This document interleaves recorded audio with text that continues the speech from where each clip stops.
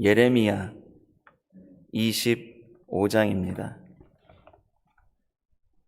구약 성경 예레미야 25장 1절에서 7절까지의 말씀을 이 새벽에 함께 보겠습니다. 제가 가진 구약 성경 1090면에 기록되어 있는 하나님의 말씀입니다. 예레미야 25장 1절에서 7절까지의 말씀을 함께 읽겠습니다. 유다 왕 요시야의 아들 여호야김 4년 곧 바벨론 왕 느부갓네살 원년에 유다 모든 백성에 관한 말씀이 예레미야에게 임하니라. 선지자 예레미야가 유다 모든 백성과 예루살렘 모든 거민에게 고하여 가로되 유다 왕 아몬의 아들 요시야의 13년부터 오늘까지 23년 동안에 여호와의 말씀이 내게 임하기로 내가 너희에게 이르되 부지런히 일렀으나 너희가 듣지 아니하였으며 여호와께서 그 모든 종 선지자를 너희에게 보내시되 부지런히 보내셨으나 너희가 듣지 아니하였으며 귀를 기울여 들으려고도 아니하였도다. 이르시기를 너희는 각기 악한 길과 너희 악행에서 돌이키라. 그리하면 나 여호와가 너희와 너희 열조에게 옛적에 주어 영원히 있게 한 그 땅에 거하리니 너희는 다른 신을 조차 섬기거나 숭배하지 말며 너희 손으로 만든 것을 인하여 나의 노를 격동치 말라. 그리하면 내가 너희를 해치 아니하리라 하였으나 너희가 내 말을 듣지 아니하고 너희 손으로 만든 것으로 나의 노를 격동하여 스스로 해하였느니라. 여호와의 말이니라. 아멘. 어떤 개인이든 어떤 단체든 어떤 나라든 혹시 무슨 일을 하려고 뭘 준비를 하는데 우리는 영원한 계획을 가지고 이 일을 시작합니다라는 이야기 들어보셨습니까?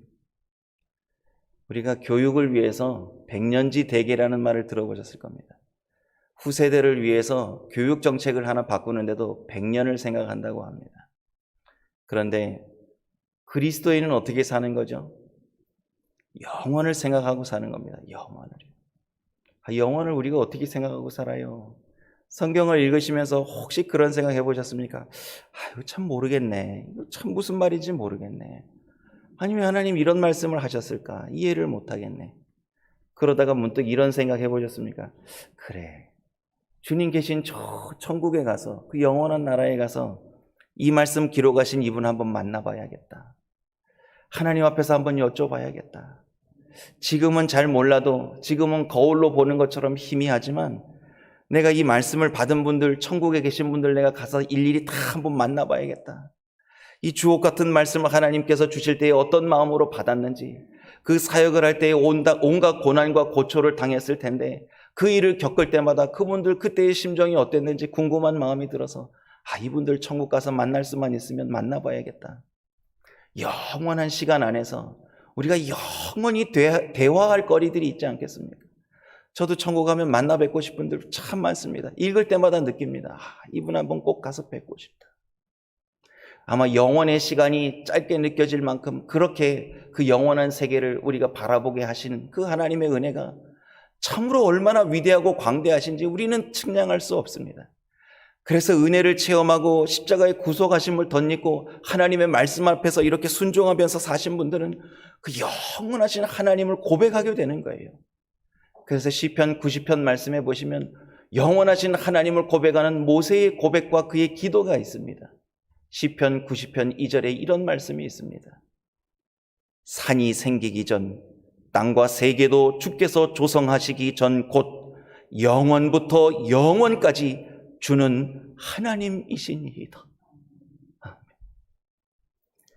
하나님의 은혜를 덧입고 그 말씀 앞에서 순종하며 하나님을 경외하고 사는 삶, 그건 영원하신 주님을 깨닫고 사는 삶이라는 거죠. 그러니 영원한 시간 속에서 우리 70을 살고 강건하면 80이라 과학과 의학이 발전해서 100세 시대를 맞이하지만 영원의 시간 속 안에서 인생을 본다면 하나의 점, 하나의 티끌과 같다고도 할 수 있죠. 그런데 그런 티끌과 같이 하나의 점처럼 찍혀져 있는 이 짧은 시간 안에서 하나님 나라의 비밀을 맛보게 해주셨다는 거, 이거 참 하나님께 너무 감사해야 될 일입니다. 이 영원하신 하나님의 은혜를 맛보고 살아야 될 게 우리의 본분이고, 또 하나님께서 이 땅의 짧은 시간 안에 우리에게 맡겨준 일들을 열심히 해내려고 신앙생활을 경주하는 삶이 우리 그리스도인들에게 주어진 삶입니다. 이렇게 살면 하나님께서 얼마나 많은 은혜와 복을 주신다고 성경에 얼마나 많이 약속해 주셨습니까? 그런데 하나님께서 친히 광야 가운데에서 구름 기둥으로 불 기둥으로 인도해 주시고 신발과 옷이 헐지 않도록 그렇게 먹이시고 보호해 주시고 따숩게 해주셨던 그 하나님의 참 은혜로운 손길 안에서 그렇게 살았음에도 불구하고, 그렇게 수백 년의 세월을 하나님의 은혜로 덮어주셨음에도 불구하고 이걸 모르는 사람들이 있습니다. 그게 이스라엘 백성이었습니다. 그 중에서도 악한 왕 여럿을 뽑으라고 할 수 있습니다. 참 악하구나, 하나님 은혜를 참 모르는구나, 이런 사람들 왕 중에서도 많이 뽑을 수 있습니다. 그 중에 악한 왕 중에 하나, 참 눈에 띄게 악한 왕이 있는데 그게 여호야김이라는 사람입니다. 오늘 그때에 하나님께서 예레미야에게 말씀으로 임하십니다. 어제는 그의 아들 여호야긴에 대해서 말씀을 살펴봤습니다. 예레미야서는 시간대가 왔다 갔다 합니다. 그래서 읽으시면서 왜 역사를 소개해 드리는지, 왜 시간의 흐름을 알려드리는지, 왜 역사적인 배경을, 그게 뭐가 중요하다고 자꾸 그 얘기를 반복하나 하실지 모르겠습니다. 하지만 그 배경이 확실하게 머리에 기억되어 있으시면 이렇게 본문이 역사적으로 뒤로 갔다 앞으로 갔다 해도 전혀 헷갈리지 않습니다. 그래서 제가 말씀드리는 겁니다. 오늘은 여호야김의 시대를 한번 보겠습니다. 오늘 본문 25장 1절 말씀을 다 같이 한번 읽어보겠습니다. 유다 왕 요시야의 아들 여호야김 4년 곧 바벨론 왕 느부갓네살 원년에 유다 모든 백성에 관한 말씀이 예레미야에게 임하니라. 아멘. 지난 시간은 여호야김의 아들 고니야, 여호야긴에 관한 말씀이고, 오늘은 그의 아버지입니다. 그가 통치한 지 4년 곧 느부갓네살 왕이 원년이라, 그가 이제 왕위에 오른 해입니다. 그러니까 이제 신바벨론 제국의 2대 왕으로 느부갓네살이 오른 뒤에 이제 이상한 일들이 일어납니다. 이제 그가 마음을 먹고 어제 말씀드렸듯이 갈그미스 전투에서 이긴 다음에 주전 605년에 그 해에 원년에 팔레스타인 지역으로 그 여세를 몰고 내려옵니다. 그러니까 이 본문이 기록되어 있는 여호야김 4년 곧 느부갓네살 통치 원년에 무슨 일이 일어나겠습니까? 바벨론 1차 침공이 일어나는 그 해입니다. 그 해에 말씀이 임했습니다. 얼마나 급박한 말씀입니까? 이제 조금 있으면 전쟁의 칼날이 이 온 유다 땅을 피밭으로 만들 겁니다. 그러면 어떻게 될까? 한번 보겠습니다. 25장 3절 4절입니다. 함께 읽겠습니다. 유다 왕 아몬의 아들 요시야의 13년부터 오늘까지 23년 동안에 여호와의 말씀이 내게 임하기로 내가 너희에게 이르되 부지런히 일렀으나 너희가 듣지 아니하였으며 여호와께서 그 모든 종 선지자를 너희에게 보내시되 부지런히 보내셨으나 너희가 듣지 아니하였으며 귀를 기울여 들으려고도 아니하였도다. 아멘. 이렇게 임박한 전쟁의 상황이 왔습니다.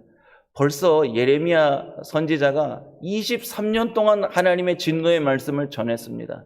요시야 왕 13년부터 23년의 세월이 흐른 지금까지 부지런히 전했습니다. 아침 일찍 일어나서 성실하게 전했습니다. 게으름 피운 거 아닙니다. 자기가 의지적으로 힘들어하거나 마음에 거리낌을 가지고 하기 싫다는 말, 그런 게 아닙니다. 부지런히라는 말, 아침 일찍 일어나서 나가붙어서 예레미야가 전했다라는 그런 말씀입니다. 그런데 어떻게 했다고요? 듣지 아니하였습니다. 오늘 많은 선지자들을 보내셨습니다. 예레미야만 전한 거 아닙니다. 오늘 4절 말씀 보시면 여호와께서 그 모든 종 선지자를 너희에게 보내시되, 어떻게 보내셨다고요? 부지런히 보내셨으나 그래도 듣지 않습니다. 예레미야가 사역을 시작하기 전에 예루살렘을 위시해서 왕궁에서 히스기야의 후손으로 왕족이었던 스바냐라는 선지자가 있었습니다. 예레미야 이전부터 하나님께서 선지자를 보내셔서 이 땅에 악이 성행함으로 하나님께서 심판하신다고 무서운 말씀을 전하게 하셨습니다. 요시야 시대입니다. 많은 사람들 듣지 않았습니다. 예레미야뿐만이 아닙니다. 예레미야 시대에 함께 동역했던 분들도 있습니다. 우리가 잘 알고 있는 하박국 선지자가 있습니다. 이제 다음 주에 살펴볼 26장에 등장하는 우리야라는 선지자가 있습니다. 이는 하나님의 심판, 왕의 악행을 고발하자 이를 죽이겠다고 쫓아갑니다. 애굽으로 도망하는데 사람을 보내서 끝내 그 선지자를 죽여버립니다. 여호야김이 그런 악행을 저질렀습니다. 또 뒤로 쭉 넘어가 보시면 서기관 바룩이 예레미야가 전한 하나님의 말씀을 기록해서 성전에서 낭독하는 일을 했습니다. 그 또한 핍박하고 그 낭독했던 그 낭독한 파피루스를 갖다가 찢어버립니다. 그걸 칼로 찢어버리고 화로에 태워버리는 그런 악행을 저질렀습니다. 뿐만이 아닙니다. 이 시대에 하나님께서 보내준 선지자들이 얼마나 많았는지 우리는 이 시대에 다니엘과 세 친구가 있었다는 걸 우리는 기억해야 됩니다. 사드락과 메삭과 아벳느고 같은 사람이 있었습니다. 오늘 이 본문에는 등장하지 않고 있지만 이 선지자들 가운데 이제 곧 부름을 받을 에스겔 선지자가 있습니다. 수많은 선지자들을 보내서 하나님께서 돌아와라, 그 악행을 그치고 내게로 돌아오라고 수없이 말씀하고 계셨습니다. 그래도 듣지 않습니다. 얼마나 신실한 분들을 많이 보냈습니까? 지금 이 시대에도 많은 사람들이 들을 만한 설교가 없다. 여러분, 설교의 은혜 받는 것보다 성경의 은혜 받으시기를 정말 부탁드립니다. 여러분, 어떤 목회자, 어떤 설교자를 소개하시면서 이 설교 한번 들어봐. 이 목사님 참 은혜돼. 여러분, 그 목사님이 어떻게 사는지 아세요?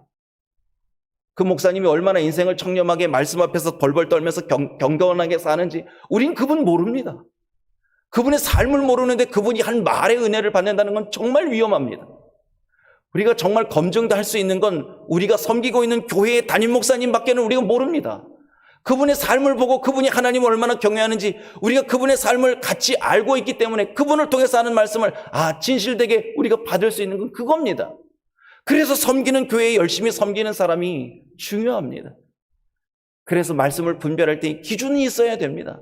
아무거나 유튜브 틀었다고 이건 내 마음에 맞는다고 은혜된다고 그게 좋은 설교가 아닙니다. 바라옵기는 하나님께서 정말 이 시대를 향한 메시지를 어떻게 비춰내시는가, 하나님의 마음을 어떻게 품고 전하는 분이 계시는가, 그런 분을 여러분 고른다면, 굳이 골라야 된다면 섬기는 교회의 목사님을 신뢰할 수 있는 분입니다. 예레미야의 삶을 우리가 돌아보겠습니다. 그가 왜 참 선지자가 되었겠습니까? 하나님의 말씀이 임했다고요? 전했다고요? 그뿐만이 아닙니다. 그의 삶 전체로 하나님의 메시지를 전해내는 그 부름을 받은 게 예레미야 선지자입니다. 그러니까 단순히 말 잘하는 거, 어떤 본문을 잘 해석해내는 거, 연대기를 줄줄줄줄 외우고 지식적으로 뭘 막 전하는 거, 그런 거에 저 사람 참 열심히 전하는구나, 말 잘하는구나, 지식이 풍성하구나, 성경 열심히 읽는구나, 이런 게 아니라는 거죠. 거기서 끝나는 게 아니라는 거죠. 삶의 자리에 내려가서 그 말씀을 한 구절도 빼놓지 않고 살아내기 위해 막 몸부림치면서 사는 그런 사람의 마음, 그런 사람의 메시지, 그렇게 전해지는 하나님의 뜻이 그게 하나님께서 세운 선지자들의 전한 말씀이라는 거죠. 오늘 그런 선지자들을 하나님께서 성실하게 보내셨어요. 부지런히 보내셨습니다. 그래도 어떻게 했다고요? 4절 말씀 다시 한번 같이 읽어보겠습니다. 여호와께서 그 모든 종 선지자를 너희에게 보내시되 부지런히 보내셨으나 너희가 듣지 아니하였으며 귀를 기울여 들으려고도 아니하였도다. 아멘. 하나님께서 선지자들을 보내서 듣게 하신 말씀은 오늘 간단하게 요약해서 오늘 딱 말씀하십니다. 그 말씀이 이제 5절, 6절, 7절입니다. 먼저 5절 말씀 같이 한번 읽어보겠습니다. 이르시기를 너희는 각기 악한 길과 너희 악행에서 돌이키라. 그리하면 나 여호와가 너희와 너희 열조에게 옛적에 주어 영원히 있게 한 그 땅에 거하리니. 아멘. 이스라엘 백성은 하나님께로부터 영원한 약속을 받은 민족입니다. 영원한 약속. 그런데 이스라엘 백성들은 영원을 모르는 거예요. 영원한 하신 하나님을 모르는 거예요. 하나님의 영원하신 구원 계획을 모르는 겁니다. 그러니까 늘 현실의 문제 앞에서 벌벌벌벌 떨면서 어떻게 하면 자기들의 삶이 더 잘 살게 볼까, 잘 살아볼까, 그런 거에 마음들을 다 두고 살았기 때문에 악행을 하면서도 이게 악으로 향하는 길인지, 내가 지금 살고 선택하는 이 길이 하나님께서 원하시는 길인지 그런 분별을 가지고 산 게 아닙니다. 그래서 영원한 나라, 영원한 약속을 붙잡고 그걸 믿고 사는 게 참 중요합니다. 오늘의 유익을 위해서, 잠시 잠깐의 쾌락을 위해서 뭘 선택하는 것, 그렇게 살면 하나님께서 그걸 악하다고 말씀하시지 않습니다. 그걸 돌이키라고, 그 가는 길을 멈추고 하나님께로 돌아오라는 그런 말씀입니다. 그런데 유다 백성들 잘했던 게 뭐예요? 겸손을 잘했나요? 순종을 잘했나요? 하나님의 음성에 귀를 기울이기를 잘했나요? 아니잖아요. 듣지 않는데 선수입니다. 귀 닫는데 선수입니다. 악한 길로 가는 데는 뒤도 돌아보지 않고 그냥 막 가는 사람들. 뭐 했겠습니까? 오늘 6절 7절 말씀, 그들의 악행을 주님이 이렇게 고발하십니다. 6절 7절 함께 읽겠습니다. 너희는 다른 신을 조차 섬기거나 숭배하지 말며 너희 손으로 만든 것을 인하여 나의 노를 격동치 말라. 그리하면 내가 너희를 해치 아니하리라 하였으나 너희가 내 말을 듣지 아니하고 너희 손으로 만든 것으로 나의 노를 격동하여 스스로 해하였느니라. 여호와의 말이니라. 아멘. 참 안타깝습니다. 근데 이런 안타까운 삶의 행실들이 우리에게도 없는지는 한번 돌아봐야 될 그런 말씀입니다. 저 자신에게는 이런 악행들이 없는지, 말만 번지르하게 떠들기는 뭐 잘 떠들지만 정말 삶의 자리에 돌아가서 하나님의 말씀 한 구절 살아내려고 정말 내가 하나님 앞에 무릎 꿇어 사는 인생인지, 무엇을 선택하든지 이게 하나님의 뜻을 위한 것인지, 이 영원한 하나님의 뜻을 위해서 내가 지금 이걸 선택해야 되는 기준을 가지고 있는지, 이런 걸 생각해야 된다는 겁니다. 오늘 우리가 함께 읽으셨던 25장 1절부터 7절까지 하나님께서 계속해서 당부하신 게 있습니다. 계속해서 고백하게 하신 게 있습니다. 듣지 아니하였다라는 말씀이 많이 기록되어 있습니다. 그럼 이 뒤집으면 무슨 말씀입니까? 들으라는 겁니다. 잘 들으라는 겁니다. 하나님의 말씀을 들으라는 겁니다. 하나님의 말씀에 귀를 기울이고 들으라는 말씀입니다. 어떻게 기울여야 합니까? 우리에게 주어진 말씀이 있습니다. 틈만 나고 시간만 나면 성경을 펼쳐놓고 하나님의 뜻을 향해서 우리의 시선을 옮겨야 됩니다.